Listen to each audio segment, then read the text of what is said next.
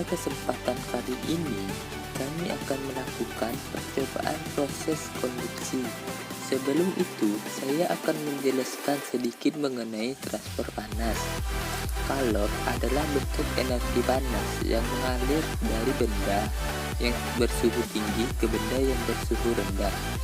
Secara umum, kalor dapat berpindah dari suatu tempat ke tempat yang lain dengan 3 cara, yaitu konduksi, konveksi, dan radiasi.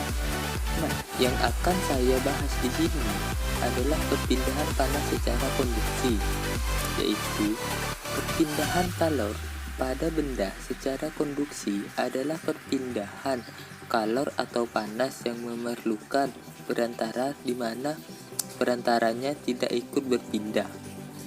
Jika sebuah besi kita panaskan pada satu ujung, ujung yang lainnya juga akan menjadi panas.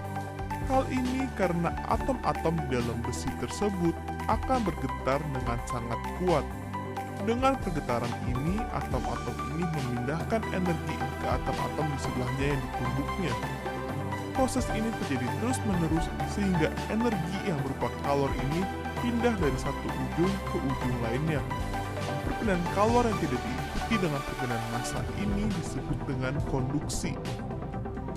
Konduksi ini memiliki hubungan H sama dengan Ka delta T per L sama dengan Ka T1 minus T2 per L. H adalah jumlah kalor yang merambat pada batang persatuan waktu per satuan luas. K adalah koefisien kondensasi termal.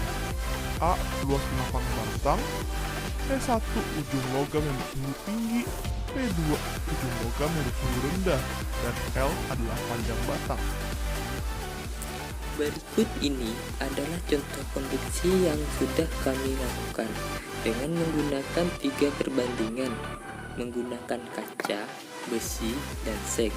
Bagaimanakah hasilnya? Mari kita lihat percobaan berikut ini. Ini adalah salah satu contoh praktik yang kami lakukan, yaitu menggunakan kaca yang panjangnya sekitar 10 cm, yang ujung satunya dibakar, sedangkan ujung satunya lagi ditempel plastisin. Nah, di sini kami melihat ternyata untuk kaca sendiri bukan pengantar panas yang baik, yaitu bisa dilihat dari percobaan.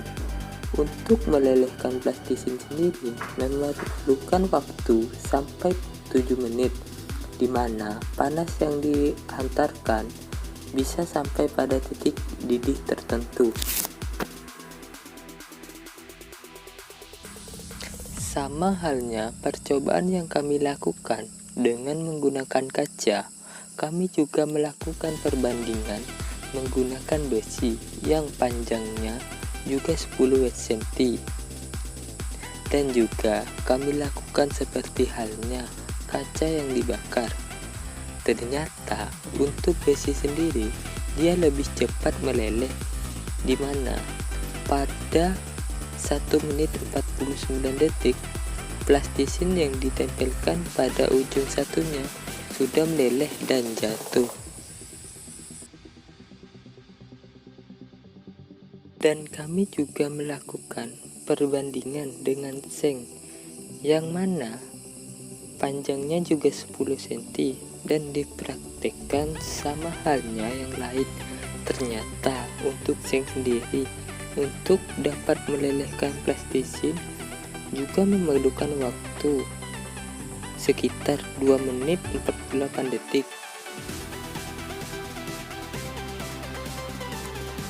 Setelah melakukan percobaan, kami mendapatkan hasil yang bisa dilihat pada tabel. Pada menit ke-0, suhu besi, kaca, dan seng angkanya 0 derajat Celcius, dan seiring bertambahnya waktu dapat kita lihat pada tabel. Pada menit pertama, suhu besi 35 dan T2 40, sedangkan kaca T1 45 dan T2 40, dan seng T1 50 dan T2 45. Dan untuk menit kedua pada besi T1 45 dan T2 55. Untuk kaca T1 55, T2 55, sedangkan seng T1 60, T2 65. Selain angka di atas, ada juga dari besi koefisiennya 46, luas penampangnya 30, dan panjang benda 0,01, sedangkan seng koefisiennya 116, luas penampangnya 30, dan panjang benda 0,01, sedangkan kaca koefisien 3,35, luas penampang 10, panjang benda 0,01 meter. Keterangan I sama dengan kalor ukur, K koefisien konduksi, Watt, A luas penampang meter, N panjang benda meter, T sama dengan waktu, skor, delta T sama dengan suhu. Setelah kami melakukan percobaan, kami mendapatkan hasil dan kami juga menghitungnya yang dapat dilihat pada layar, yaitu untuk hasilnya dari kaca sendiri Q sama dengan 1005 Joule, untuk besi sendiri 41.400 Joule, dan seng sendiri yaitu 69.600 Joule.